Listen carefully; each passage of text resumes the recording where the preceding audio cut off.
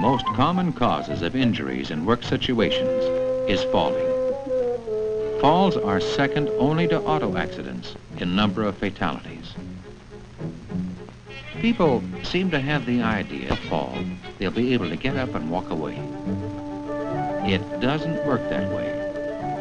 Falls can bring the lifelong miseries and limitations of a chronic bad back, or the daily discomfort and insecurity of a trick knee, or the end of wage-earning days. When a person slips, the feet simply slide out from under it. Often, as a result, the unsupported body comes crashing down. Feet can skid easily and unexpectedly in any direction on many kinds of slimy, oily, or greasy materials that can change a good surface into a dangerous one. A very small spot can do the damage. Even if there's no actual fall, a badly wrenched back may be the result. Sometimes the feet go out from under the body because a surface moves out from under them. Balance is a critical factor in falls. Just moving from one place to another at work always involves the possibility of tripping or stumbling over an object, large or small.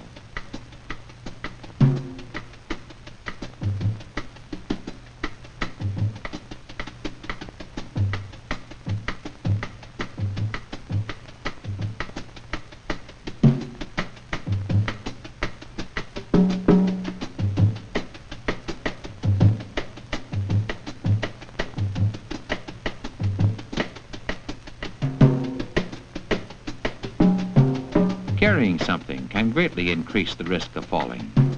A new balance factor is added. An uneven place in the floor, a loose tile, a protruding steel band, a small item that shouldn't be there will do the trick. And if vision is blocked by the load being carried, a fall is practically guaranteed.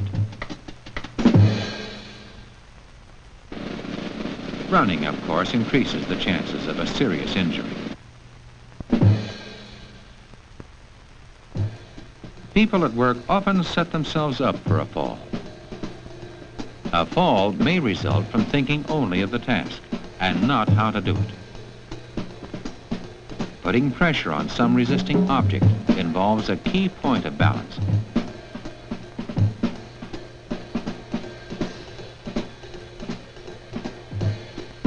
And if the resistance suddenly changes, you can be thrown for a painful fall. Another common way of destroying balance is overreaching. The slip of a hand in this vulnerable position means a fall for sure. Chairs, stools, or other objects are often turned into small platforms to aid in reaching, and their stability is often tested beyond their limits. Slipping, tripping, or losing balance, in combination with other hazardous factors, can be doubly disastrous. A natural reflex attempt to reach out for something to hold on to can sometimes only make things worse. Height is another complicating factor, greatly increasing the seriousness of a fall. But a fracture from falling only one step can take as long to heal as any other.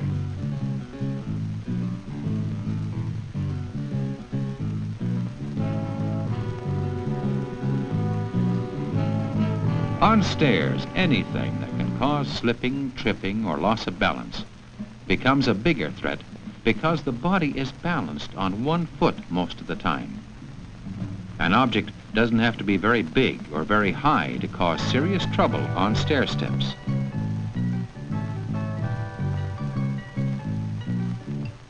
When a standard platform or service ladder is bypassed to reach an unusual vantage point, a foot may be placed on a small or irregular surface where it can slip.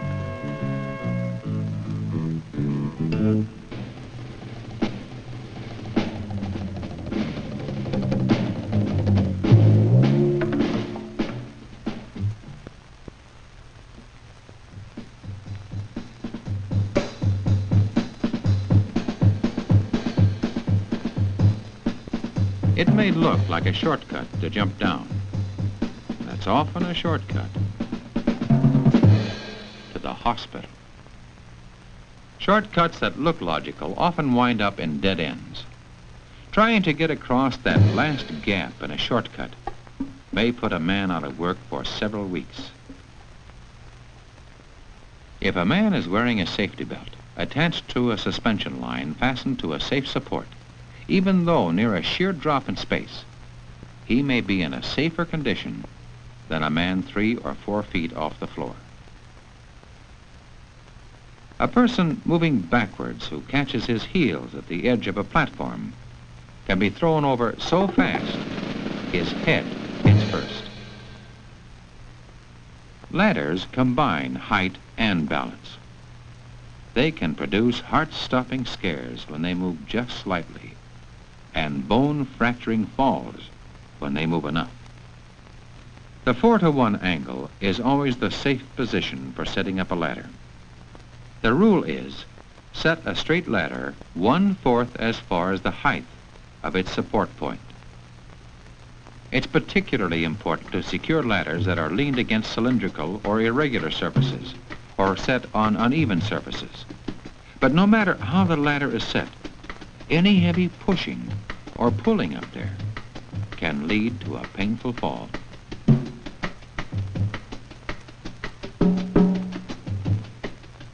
It always takes 2 hands to go up or down a ladder safely. Heavy or clumsy material should never be hand-carried up a ladder. Sure, moving a high ladder is an effort, but it is far healthier than overreaching and risking a permanent injury. Always remember to keep your belt buckle inside the rails of the ladder you're working on, and you won't reach out too far. And remember, the personal penalty can be very severe for a failure to thoroughly inspect the crucial parts of a ladder or scaffold before using it.